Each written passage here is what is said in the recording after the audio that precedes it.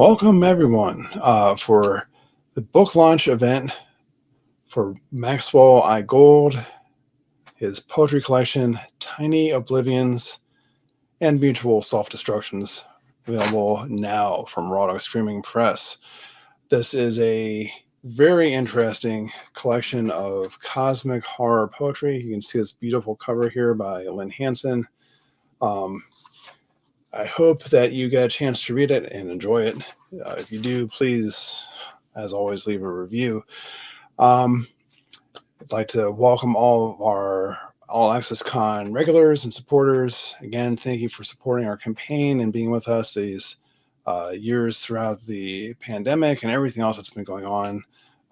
It's wonderful to have all the support from viewers around the world for all of our events, including book launches like this one, which will be a little bit different because we don't just have the author Maxwell I Gold with us here tonight. We also have, in addition, Bram Stoker Award-winning author and editor Angela Yuriko Smith, who will be in conversation with Maxwell I Gold on the subject of cosmic horror poetry. So, as always, I or other AllAccessCon team members will be buzzing around in the background. If you have any technical difficulties as you are watching the event, if you have any questions, please do drop them in the chat and I will pass them along to our on-screen talent. Having said that, without further ado, please welcome to the stage Maxwell I Gold and Angela Yuriko Smith. Welcome. Hey, thank you so much for having me and getting to talk to Max. It's such a pleasure. Of course. Yeah. Absolutely. Well, I will hand over the stage to the two of you. Awesome. Thank you so much, John. Yeah, thank you, John. And I do want to say, Max, congratulations. You know, you've sold one copy in Brazil, at least, a minimum of one copy in Brazil. And I love this book. And I'm going to first let you introduce yourself a little bit. And then my question is, this is really different from the last work that you've done. And I kind of want to know, like, what prompted that? Of course. Well, I just wanted to say, again, thank you. Thank you, John, for organizing this, and to Jennifer Barnes and Raw Dog Screaming Press for putting out this collection as well. My name is Maxwell Gold. I am a prose poet, author. I've published over 300 poems since about 2017. This will be my fifth poetry collection, and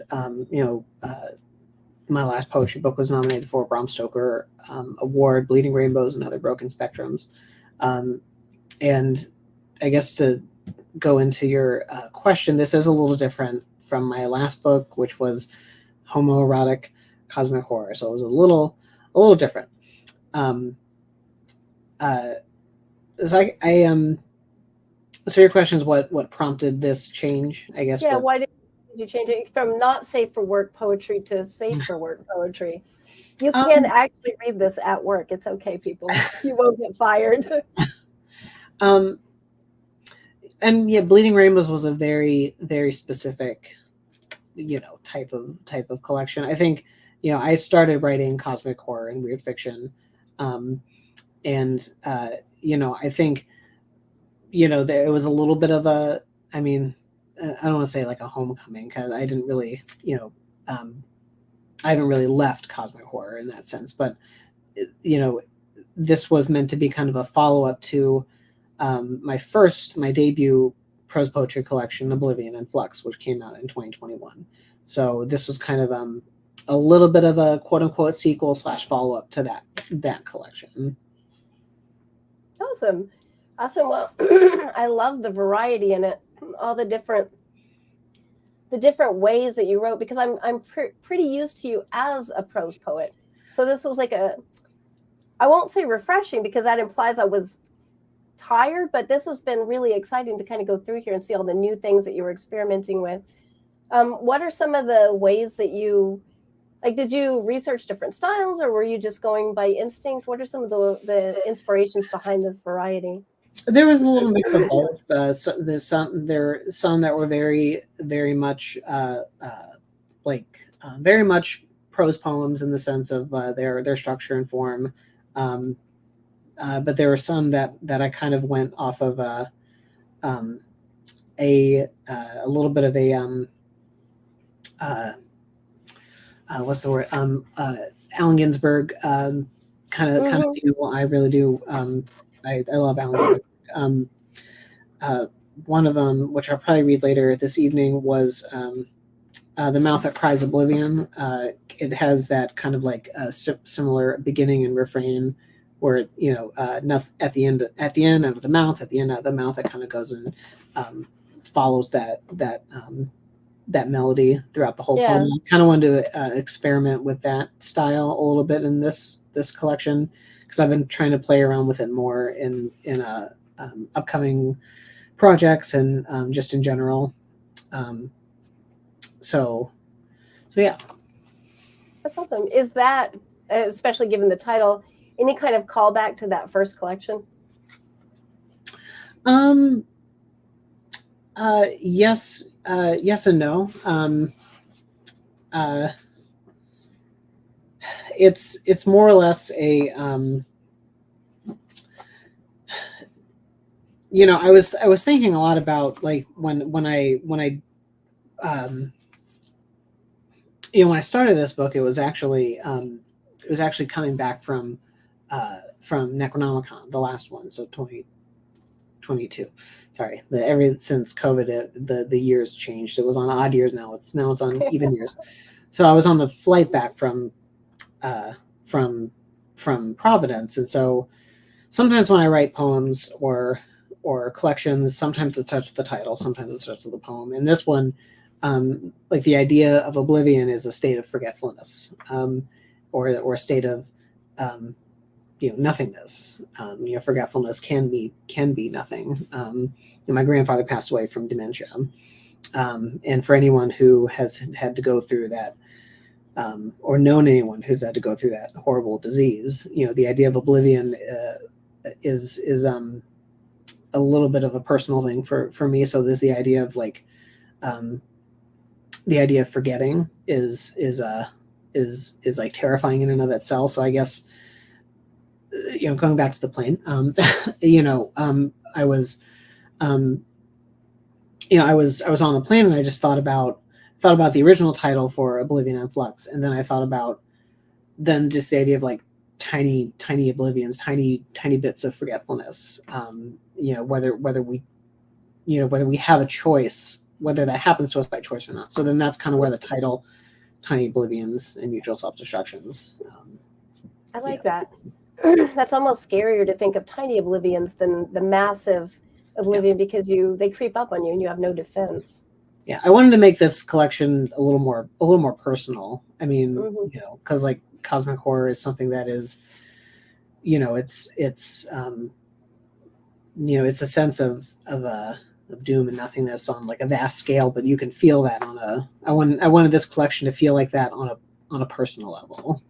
Yeah, well, that's something I noticed, and that's actually one of my questions is, how do you, Maxwell, kind of translate that grand abstract concept of cosmic horror, the insignificance, the dread, the unknown, into poetry, which is very concise and evocative? My anxiety. I'm joking, but I'm not joking at the same time. I think a lot of it is, like, you think about those, like you said, like those grand, terrifying moments. They're scarier when they're scarier when they're isolated into a single, a single moment that you can relate to. Like, like I broke my ankle a month and a half ago. And just not having any control over your life for a month and a half is very, there's a lot of anxiety in that. So I guess that's one way I tried to do it. Yeah, self-experience. How about poets that have influenced you? I mean, of course, we all think of H.P. Lovecraft when we think of cosmic horror. But what are some of the other poets or even just literary works? I know you've got a lot of background in classical poetry and literature. I mean, a lot of the ones growing up, I mean, I talk about Dante a lot because that was one of the first ones that I read when I was younger. H.P. Lovecraft, actually not so much. I mean, I've read his poetry just cause, but Clark Ashton Smith, actually Allen Ginsberg, the Comte de Lautremont, Arthur Rimbaud. I mean, those are some of the ones that have actually more recently influenced some of my style in like my take on cosmic horror. I mean, I read a lot of ancient Greek mythology. And there's a copy of Edith Hamilton's mythology somewhere. Oh, it's right there. That I always reference, sometimes. So those are some of the authors that I've read that have influenced me. Awesome. Well, and that's another question I have. Because of the variety of forms in this poetry collection, did you choose the structure before, or did the forms kind of naturally lend themselves to the themes that you were using? So I know, some have said that these read more like flash fictions versus poetry. But and I know Linda's out here, so I will give her proper credit, because I did not really do a lot of concrete poetry until we met. So I mean, that was one form that I tried to do a lot more of, concrete poetry being like you take a shape. Like in one of the the longer poems, When I Swallowed the Sun, I Kissed the Night, there's a part where it's like it says flash bang, no more sun, but it goes like flash and then it indents bang and then no more sun. Which is something that you can read out loud, but you get more of the effect when you see the shape. Yeah. And to talk about Linda for a minute, I think most of us can credit her with leading us into some kind of new form and some kind of new experiment with poetry. So yeah, we all love Linda.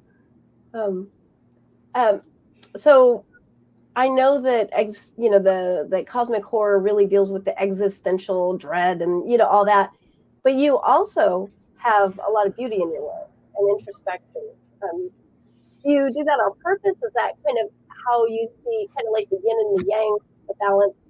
That there has to be the beauty to also have the terribleness.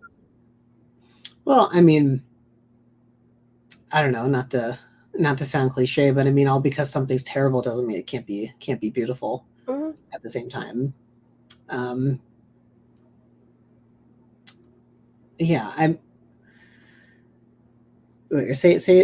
the question one more time. I feel like I missed. Because we tend to think of like existentialism. Sorry, I have a chihuahua trying to enter my closet violently. Yeah. I hope you can't hear that. But we tend to think of it as very horrific, but you put a lot of beauty and introspection in your work. I can think of particular poems, but I always think back to one of my very favorite poems that I've ever read by you, which I think was the first poem, which was Crimson Faces. Do I have that title right? Mm-hmm. That was a beautiful, beautiful poem, but it's very horrific as well. So that's kind of where I'm thinking. Do you do that on purpose? Is that just the way you see it? Both. I think I would say it's definitely a mix of both, and that's not a cheap answer, as my philosophy professor said sometimes. It's a like I always reference this prose poem because it's also one of my favorites. Memnons of the Night by Clark Ashton Smith. I mean, it's this one moment where the narrator is looking at these, this like these mountains, in this particular landscape, but he is referencing like the mountains and this basically this like almost death knell of these gods or something like that. Mm-hmm. But the way he's describing it, is so beautiful, and it sings. It's like when you listen to like Lacrimosa from Mozart, a part of Mozart's Requiem. I mean, the Lacrimosa is a not a death march, but it's a melody that's basically talking about death, but it's so beautiful, describing something so awful. So I mean, I think that's poetry's job. That's part of the beauty of poetry, to be able to ascribe an image to something that's so terrible. Yeah. Do you, and I'm going to let the Chihuahua in just a second because he's driving me crazy. But to follow up on that, do you seek a balance on purpose, or do you just kind of let it fall into place? Like, do you be like, oh, this is too dark, and now I need to add that beautiful element? Is that an intentional thing? Well, I don't think there's such a thing as too dark. Spoken like a true horror poet. I mean, I think there's always a balance. It really depends on the image you're trying to capture and the moment you're trying to describe. But I don't think there's such a thing as too dark. Mm-hmm. Well, I would agree with you. Not a lot of people think that way, but I think you're correct there. That would be my also opinion. How about elements? Because I know that cosmic horror, I mean, the whole point of it is to be vivid and unsettling for the reader, whether it's the prose or poetry. Do you have certain visual or symbolic elements that you try to bring in, and do they represent anything? I know you did in You're Not Safe for Work book that just flew through my brain because I'm seeing so many images in my head of that book. But so there was a lot of symbolism in that work. Did you bring a lot of that into this one? I should not think of the imagery of that last book. Very distracting. I have bookmarks if anyone wants bookmarks. I do. I am waiting to get my bookmarks. I will be there. So you said specific imagery or symbols? Because there was you had some very specific, almost like a language of symbology in that last book. Did you do that in this book? Are there any things that you're specifically using as like almost like a language? I'm looking at the book to see if there's anything I did. I think so a lot of this ties back to Oblivion and Flux in the sense of like the same world, the cyber gods, the crimson faces, specific colors, which for me are meant to like evoke certain feelings, certain moments in the world, at least like for me, like ivory, crimson, metallic,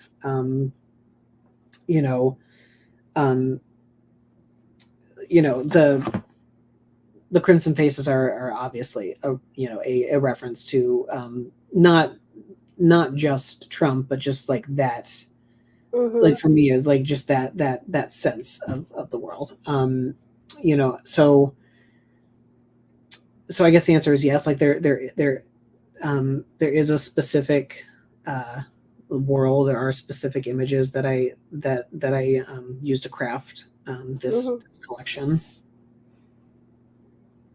Well, and going to your cyber gods, which is your own creation, your own world or pantheon. Can you tell us a little bit about them? Because I love your cyber gods, and I have dabbled, with your permission, with a few of the elements of your cyber gods. But I'd love to introduce that more and find out, and just are they going to figure more in future work? Yeah, they're always they will always be here. They and now that I have a screw in my foot, I am, I'm part, cyber god. I'm just kidding. I guess I'm trying to remember my exact response, but I said something similar in another interview. Like the cyber gods kind of, it started out initially as somewhat of a, not really a joke, but just like it was more of like a literary experiment in a way, and then it turned into this whole thing about like what's more terrifying than Cthulhu, but gods that we create based on our own self-destructive philosophies as a race that is more terrifying and destructive. So I mean, that's kind of like where like the line of thought came from, where the cyber gods came from, like almost a little bit of like a Frankenstein line of thought, but still on a cosmic scale. The first cyber gods story or poem that I wrote was in Spectral Realms in 2017, and it was called Adnagon or Adnigon, and it was this idea of people worshiping like dead light from 14 billion years in the past, and it was a response to the 2016 election. So I was actually going to say just like now. But that's kind of where I guess that's where they originated a little bit. That they just kind of evolved, and that's kind of where I see them. Like they evolve as we evolve and change. Awesome. And as you evolve as a creator of the cyber gods, so what does that make you, the creator of the cyber gods? You're the universe. Well, I guess that's the irony of it is, like what is, and that like when I started making this, or like writing these creatures, these gods or these deities, whatever, and I even toyed around like, should I call them cyber gods? Is that counterintuitive to the whole idea of cosmic horror? Because it wasn't until August Derleth came around that he kind of deified them a little bit. That there was no concept of good and evil. Like it was just, they were just there. They were just like in Lovecraft's old ones and everything like that. They were just, they didn't even like each other. They were just beings that, that were just lumbering in the darkness. And so I thought about that too, like, a human creating this concept of, self-destructive infinity kind of thing, like is, where's there's a little bit of irony in that. Yeah. I actually have a few questions from our viewers. Speaking of Linda, Linda asks, speaking about the shape in your work, do you form the shape after you write the poem, or do you work on it as you're writing it? Usually it's kind of like it's as I'm writing it. Sometimes, most of the time, it's as I'm writing it. Like, I handwrite. Like it's technically like I'll handwrite things, but then if it's something where I want to do like, I have a specific shape in mind. Like I'll format it, obviously. Like I'll format it into the shape I want when I'm putting it in the computer. But when I'm creating it on paper, I'll create it with some kind of a shape in mind. Mm-hmm. Awesome. And I have a question from Amanda. What was the most difficult poem to write in the collection, and why? Oh. I'll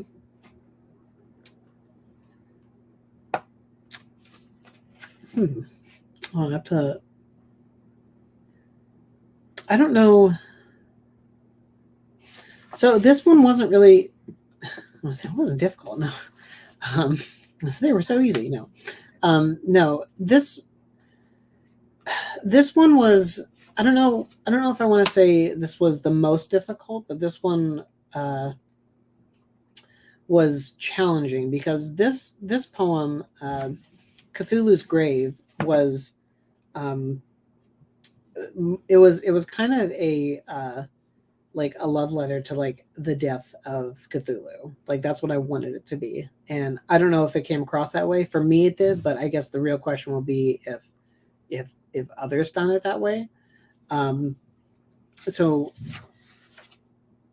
because we're talking about new gods, we're talking about kind of like the new cosmic horror, the new weird, all this stuff. And I guess I wanted Cthulhu's Grave to be that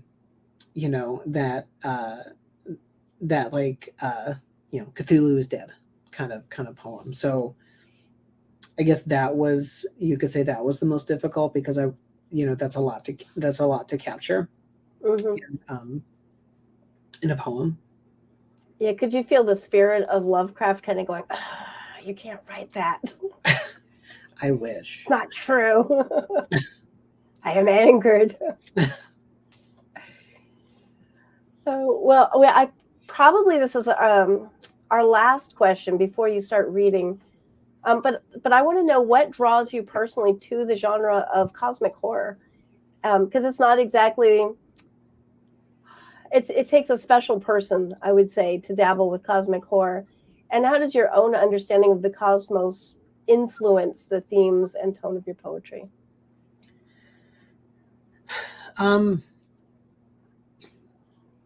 So one of the things that's drawn me to cosmic horror is the ability to easily play in all three speculative genres: science fiction, fantasy, and horror. So you can kind of play around and just mold it to whatever you want.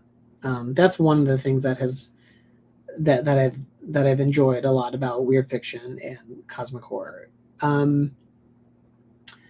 The other thing is that cosmic horror has, for me personally, as someone who is both gay and Jewish, it's allowed me to express my own otherness and my own views of like my fears of the world through the lens of cosmic horror that I don't think personally I could do in another subgenre. I'm not saying you can't. I just, like, for me personally, it's it's allowed me to kind of stretch that like grandiosity a little bit. I think those are kind of the initially what's kind of kept me coming back to to cosmic horror. And do you ever have moments of existential dread where your own poetry kind of comes back to you in the maybe the dark of the night, you wake up in a cold sweat and thinking of that poem that I once wrote, or anything haunting? I'm just trying to get down to the really the really juicy parts, like the really neurotic where's parts. the hurt? Where's the hurt?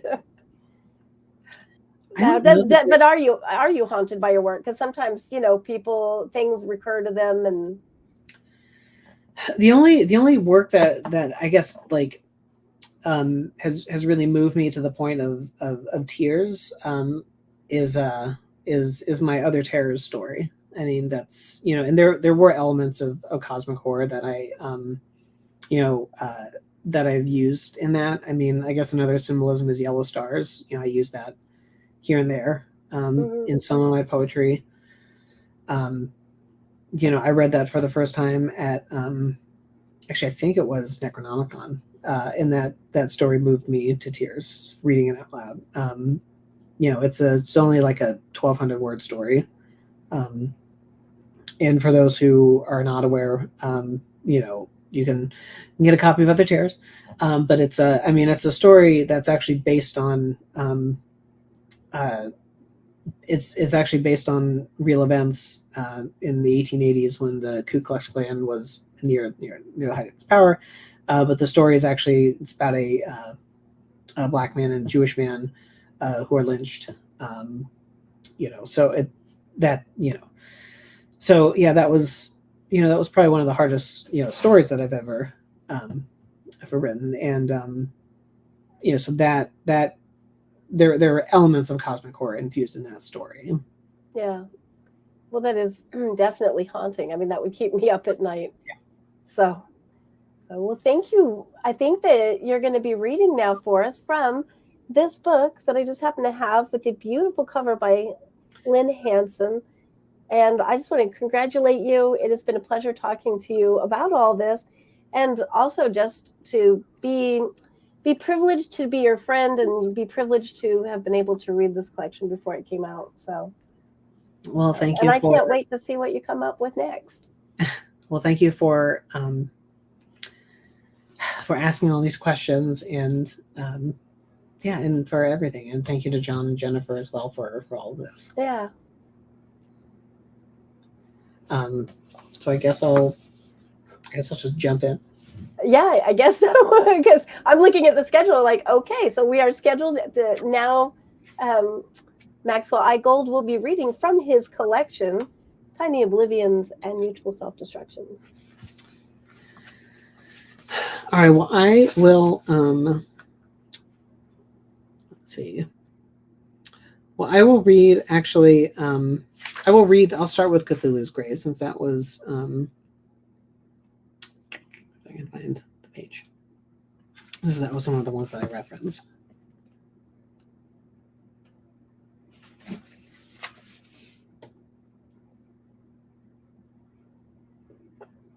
All right, this is Cthulhu's Grave.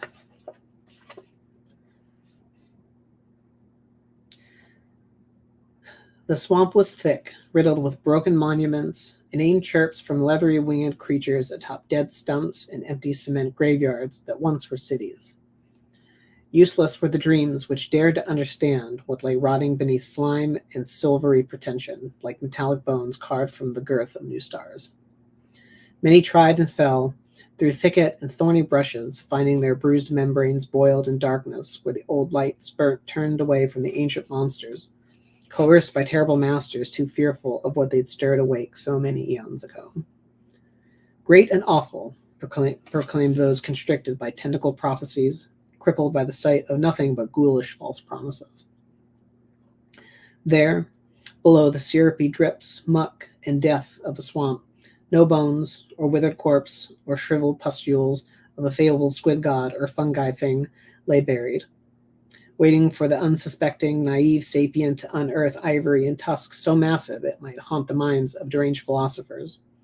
No, the emptiness of a world placated by plastic dreams and cyber things revealed themselves through scorched earth fantasies made real and old ones manufactured by conveyor belt gods. Cheap and replaceable became the stars, too packaged, processed, and blasted across ether spaces of funked up fiber webs, worse than barbarous black lagoons or the viney tethers of light buckling atom by atom. There were only dreams and dark what-ifs in the swamp now. Too soon were its waters covered in rusty steel limbs, unfeeling and cold men who shed themselves of the old masters, delusioned and hungry, and tromped o'er the old dead woods. Terrible and finite laughed the new gods now upon the resting place of old monsters.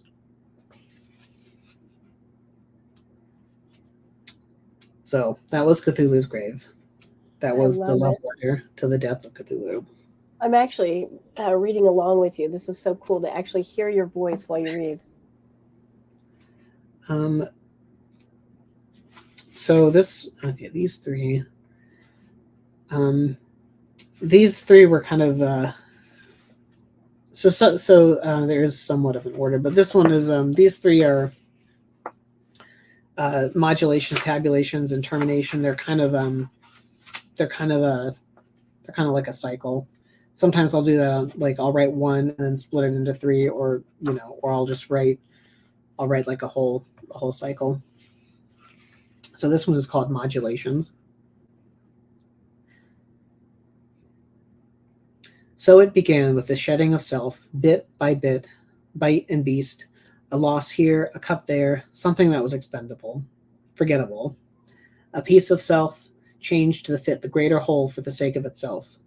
Stardust blown out into the darkest pits of a grotesque universe, Only the smallest changes were allowed.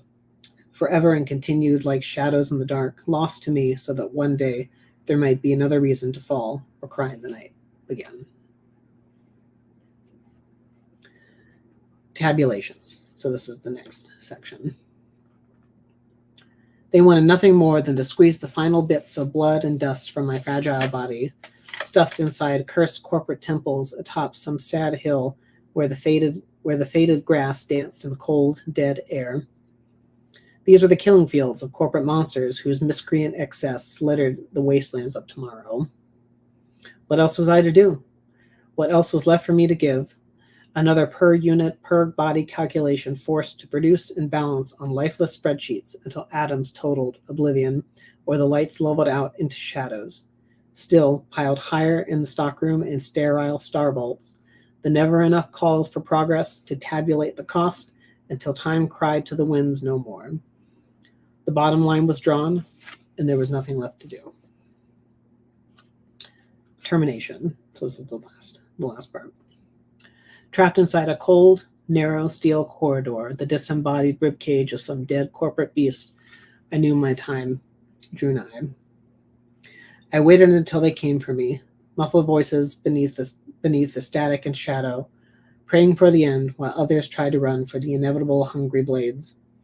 Crooked, inhuman, multi-pronged, tooth-like swords with blood-soaked tips, cut and carved the expendable meat sacks into nothing but nameless lint atoms. Compressed beneath the heartless depths at the bottom of another multitudinous cyber trash abyss, I was reduced to numbers, bits and pieces of code degenerated line by line. There was no room for meat, blood, or the pleasure of muscle here, trapped inside the cold, narrow corridors of a disembodied corporate beast whose belly hungered for scraps, for our scraps.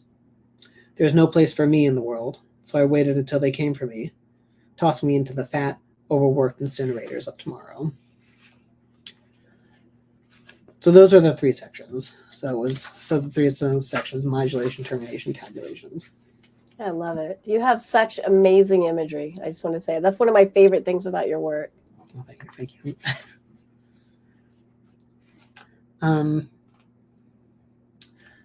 I'll read So I'll read A Mouth That Cries Oblivion. This is the one that is kind of a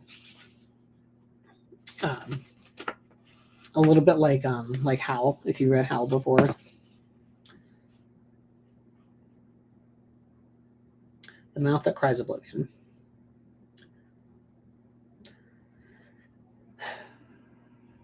Nothing at the end, out of the mouth that screams when it's over, it's never over, along the scarred, impossible edges of death, where ancient ghosts reach towards that peak which never gets any closer, never ceases to torture the tortured who wait and cannot rest under the starless night, waiting anxiously for a death that never comes. At the end, out of the mouth who calls for relief, praying to gods and monsters ne'er to be seen or worshipped by the mad, brilliant, and wildly crooked, thoughtless neophytes. At the end, and out of the mouth they scream, enough is enough is enough, for the bodies that were beaten, broken, and bruised, but too beautiful scattered along nameless monuments in some far-off world, never to be seen or heard. At the end, out of the mouth, inside mirrors, or worse, trunks twisted and turned inside out from blasted woods and burnt philosophies, raised bridges of nowhere until none crossed the threshold again. At the end, out of the mouth full of stars, only hideous regrets, as syrup and bile dripped from teeth and tightly pulled skin walls, too high to climb, too wide to scale, but terrible in name. At the end, out of the mouth, cities crumbled by sacred word, unholy sword and light, misconstrued through doctrine, curled like forked tongue by crimson-faced devils. At the end, the cycle broken down word by word, tooth by tooth, boot by boot, where soon the blood and bone were called the anthems to swallow the stars, soon found its darksome genesis. At the end, out of the mouth of jagged cyber lords, who declared nothing made sense anymore, chanting over the body that was oblivion. At the end, out of the mouth of false empowered spirits longing for something that might never come, that might never come awash in fecal metallic bits, which coalesced into into the monstrous idealism at the end, out of the mouth too broken to speak anymore, too fractured to smile, too twisted to grin upward at those haughty lights once called stars. Though never too close or vexed to scream when it's over, it's never over at the end, out of the mouth that cries oblivion.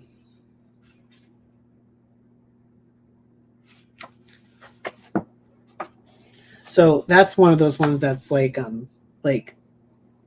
when you read it, so there are different poems that I would argue are better read versus read aloud. Like this one probably is both, but when you read it, you can see that each section starts at the mouth that cries, or at the end. So at the end, out of the mouth, at the end, out of the mouth. Yeah. Is the refrain. Well, I was actually going to make this comment, but Linda Addison just did. She says she enjoys hearing you read, which I do as well. I think there's something, even whether it's one of the poems that sounds really good read, but whenever you hear a poem in the poet's voice, because I've read this whole collection, then hearing you read them, I'm getting different connections and they're saying different things. Oh, I actually have a request. Okay. One of my favorite poems from this collection is When Stars Were Riddled with Termites. And I'm going to give you the choice to read it or not, because I don't want to mess up your groove. But I have that request. I will read that one after I read this particular. So this next one I'm going to read. There is so I do draw connections, and like I do like I'll do not sequels, but like I'll do like responses or reactions to other poems that I've done before. Like there's one in here called like when's what did I call it? I don't remember my titles sometimes. When Cyber Things Return is like a continuation of Cyber Things, a poem that I did, Fall of the City of Skulls. This one that I'm going to read is called Tiny Oblivions, is the title poem. But this one is the way this poem is structured is similar to the collaborative poem that Linda and I did in Oblivion and Flux. So there's a refrain in this poem that's kind of concrete. So this one's called Tiny Oblivions.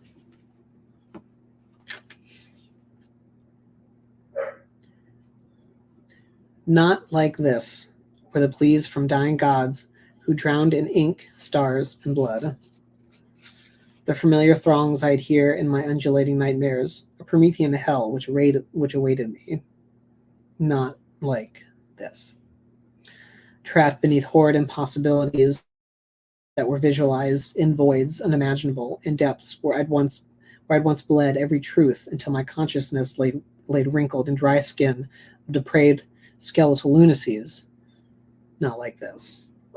Dear God, please, not like this when would the labyrinthian Parthian horrors cease their assault on my already fragile neurons, looped through feeble flesh hoops. Never did I understand when the beginning was the end and the end was the beginning, drowning under the heavy tidal flows of mirror dread where I'd lose myself.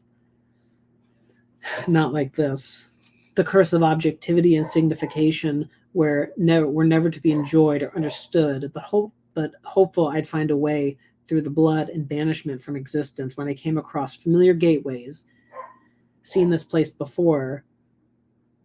Not like this. No.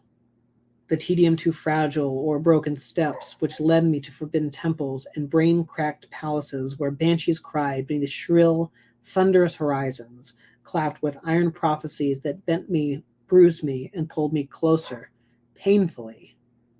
Not like this. I cradled the bodies of a billion tiny oblivions, the corpse dreams which reflected my brokenness. Not like this.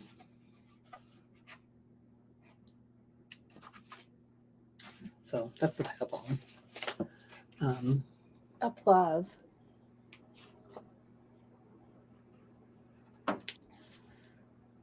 All right, let's see. Stars are riddled with termites. This one was actually there are a few reprints in here. This one I believe was in the showcase. I think the last showcase. So I'm looking at what page 69. I was looking at what page it was.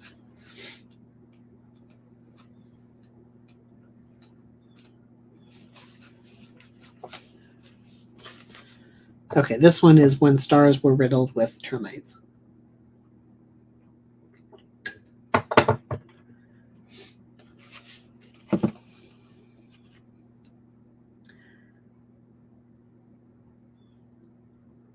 Crawling through the infinitesimally small pipes of dread, dropped on my wasted frame, I stared at the immensity of choice ahead of me. There, termite-infested cellar doors, riddled with hideous carvings like broken fingers, dragged along the marble surface, filled my vision. Terrible and beautiful carpentry, so splendid I couldn't help but keep myself enamored with every meticulous, chiseled imperfection. Sliced face bitten off at the cheek, and oaken bodies toppled on themselves like a crazy, bizarre cosmic orgy. Soon the doors creaked in horrible symphony, slowly swinging open as the faces themselves cried in fear at what they had to keep secret for thousands of years.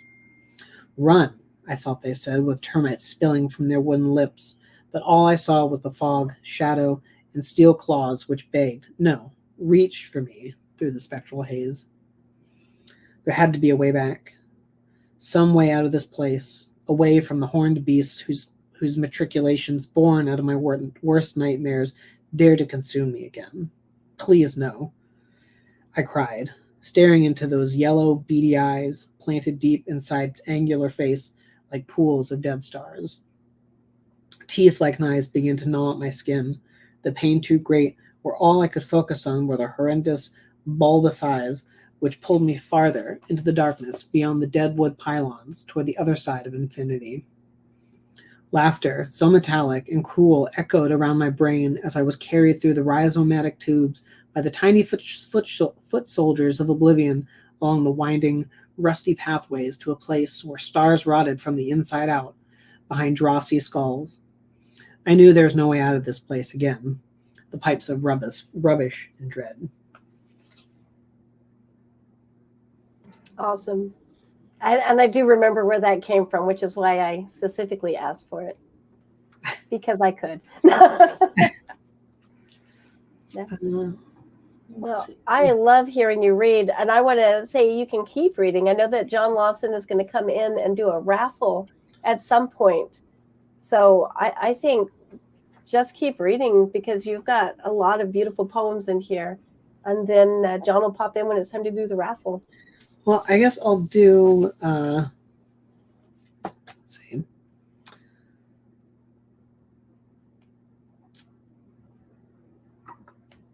trying to find this other one. This one is a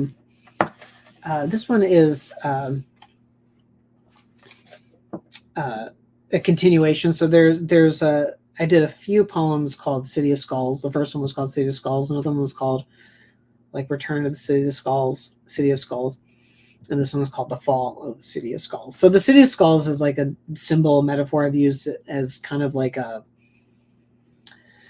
I don't know, just a thing about, you know, what goes on in my head. So it's this, anyway. So this is called The Fall of the City of Skulls.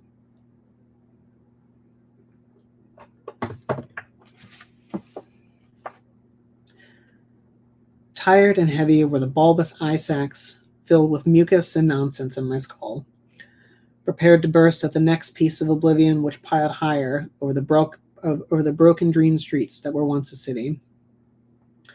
Confined to the darkest tissue viscera, lined between blood, memory, and wicked thoughts, was a place that used to be a city, where towers like bony fingers clawed towards a starless night as if they might tear the very spectral fabric of existence asunder. I'd forgotten the countless times I returned to this desolate landscape. Every moment, though, my eyes felt as if they carried the inscrutable weight of 1,000 unknowable deserts. I couldn't bear the sight through each nightmare where the stardust collected at the edge of my stained periphery, as if blood from the oldest stars fell from the mouths of dead gods. I knew something was different this time. Structures wilted, old towers like pale sprigs were withered into pieces of diseased lumber, unable to function properly within the old city. No more did I recognize this place, nor its dark monuments, only the titanic heap of death and mass grayness which crept onward for what felt like a slothful age. I grew into something different, my body frail, with the bone-brittle laughter of mortality struggling with every step, as the skies were soon polluted by an assemblage of putrid lights. My bulbous eye sacs filled with blood, mucus, and nonsense prepared to burst at the next crumb of oblivion, which piled higher over the broken dream streets that were once the city of skulls. Dazed by a thick malaise, every brain beat, every star curse, and an unbearable vexation culminated into the finality of my terrible end.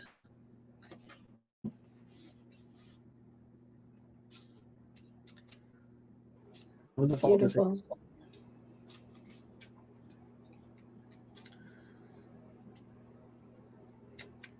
I mean, if I kind of want to ask you what's in your head then, but I might not dare. I'll just let you continue. A lot of anxiety.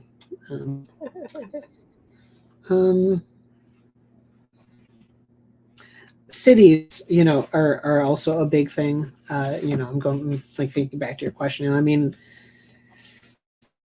I once had this thought where I was writing something, and I had this line where I wrote, "I dream in city," just because I don't know. There's something about the idea of a city. So this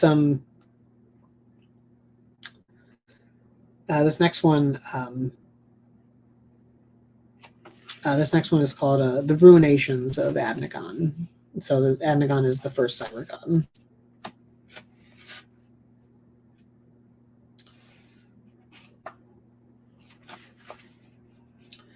"14 billion years toward the beginning of all that was, through darkness and flame, those slimy appendages with hideous scales and a silvery carapace slunk beneath the stars. Reaching past infinities, its light unmistakable, Adnagon, the ancient neutron star, slowly sank further into its atomic hole, as if seeming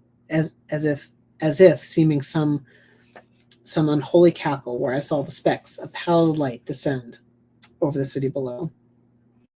I had to run. I had to escape, but soon the light of Adnagon would reach us all, and no one dared to believe me.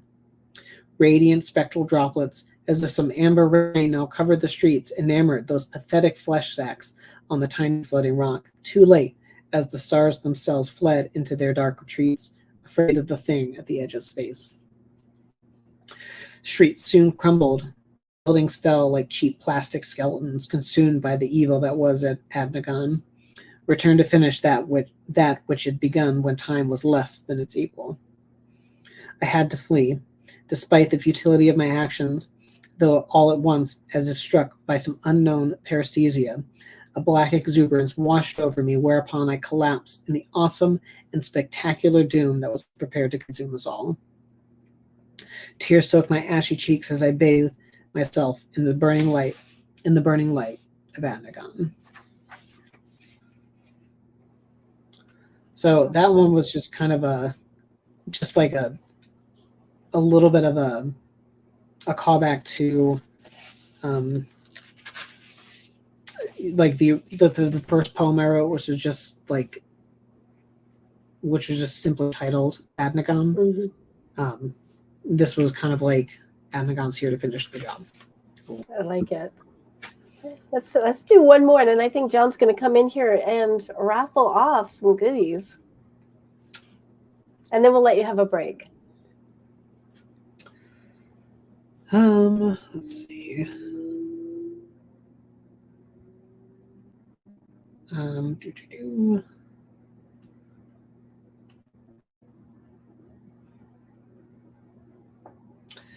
All right, this one is called to follow orders, to follow the flames.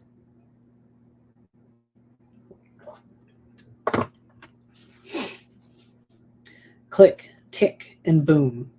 And happy trigger fingers blew waste and fumes from barrel and brains through the woods, and everything else went black until the ringing in my ears ceased.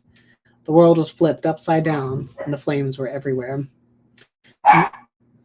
Men in camouflage, plastic explosives painted all around the grand estate warned me of the flamethrowers who marched towards us with the intent to burn my life and love to ash. I smelled them, the dark, brittle scent of smoke and char as fire and phlegm consumed our home in dust, while the mysterious saviors in camo still attempted to warn us, heralding us through the safety of the brush. Despite not knowing their true nature, I had no choice but to follow. Men following orders, sycophants, and psychos who do anything to watch the skies be engulfed in fantastic catastrophe were always the men following orders. There was no path to take but to follow the dark, twisted branches, down, down, away from the plumes of billowing death and indifferences, while the crimson-faced harbingers sang their dirges and laughed beneath the clouds of black smog, swallowed in the mythology of yesterday. Too late, our states were mired in the lies and the music of flamethrowers. It's fabulous. Gosh, I love listening to you read. I can't bug you normally and ask you to read when we're just chatting. So thank you. Thank you for that.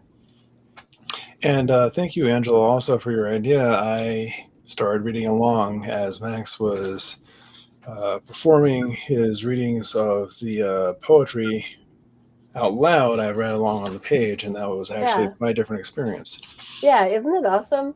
I started doing that, and then I got distracted by just listening to him read. So, well, some of you in the audience already obviously pre-ordered or ordered in the last couple of days since the book has hit the shelves of stores.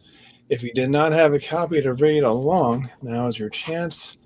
We're going to do a raffle here for a copy of Tiny Oblivions and Mutual Self-Destructions, or if you are already an owner of that book, we will give you the chance to choose from the wide selection of poetry collections available from Raw Dog Streaming Press for an alternate. Now, tonight, we're going to go back to an old favorite of mine from my school days. We're just going to roll the dice, nothing fancy this time. And let's see, we've got a 13, and that corresponds to attendee number up. S. Alessandro Martinez. You are our winner for this evening. If you're still in the audience, congratulations. We will be reaching out to you by email to coordinate sending you a copy of Tiny Oblivions and Mutual Self-Destructions or the RDSP poetry collection of your choice, which, if you are interested in purchasing, if you have not done so yet, here is the link. I just dropped that in the chat. You can order directly from the publisher to get that fulfilled. Now, I guess it is, it's been an hour. I guess we need to wrap up. Do you have any closing thoughts here for us about cosmic horror poetry, Max and Angela? I'm going to say Max is who I think of when I think of cosmic horror poetry. So whenever anybody asks me anything, I always kind of say, oh, you should talk to Max. Max knows. I just thank you for having me and allowing me to to ramble on for an hour. So this was great. Yeah, no, it was a great conversation and a great reading. Thank you so much. And to the attendees, thanks for all the comments here in the audience. Thank you, Linda. Thank you, Maddie. Thank you, Amanda. Also, after we wrap up here this evening, if people want to know more about you, Max, where can they find out about you? You can find me. I'm at CyberGodWrites on Threads, Instagram, Blue Sky, all that stuff. And you can find me on my website at thewellsoftheweird.com. I'll have we'll put that in the chat as well. You can find me there. Okay, great. Sounds good. Well, thank you so much, Maxwell I. Gold, for joining us here this evening. Congratulations on your book launch. Thank you, Angela Yuriko Smith, for joining us. And Thank for the you. AllAccessCon attendees in the audience, we will be starting our weekly screenwriting group and weekly fiction writing groups for everybody who wants to have writing partners and accountability online. Be sending out details about that soon. Thanks. Stay safe. And thank you, John. Thank you, and Raw Dog Screaming Press. You guys are awesome. Yep, Jennifer is doing a great job signing books just like this one. So, all right. Thank you, everyone.